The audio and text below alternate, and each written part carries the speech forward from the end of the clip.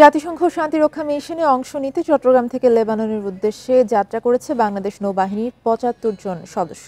সকালে বাংলাদেশ বিমানের বিশেষ ফ্লাইটে চট্টগ্রাম শাহ আমানত আন্তর্জাতিক বিমানবন্দর ছাড়েন তারা। এর আগে আনুষ্ঠানিকভাবে তাদের বিদায় জানান chief staff officer to commander captain Shamsul হক।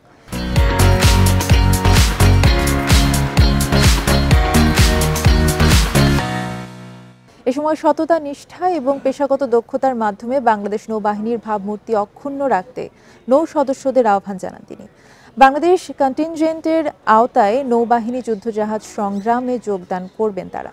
২০১০ সাল থেকে লেবাননে জাতিসংঘ মিশনে কাজ করে আসছে বাংলাদেশ নৌবাহিনীর যুদ্ধজাহাজ।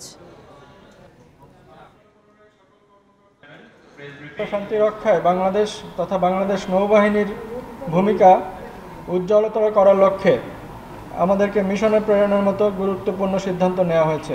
ইউনিফিলের গর্বিত সদস্য হিসেবে বিশ্ব শান্তি প্রতিষ্ঠায় বাংলাদেশ নৌবাহিনী তথা বাংলাদেশ সশস্ত্র বাহিনী একটি আস্থার জায়গায় অবস্থান করছে।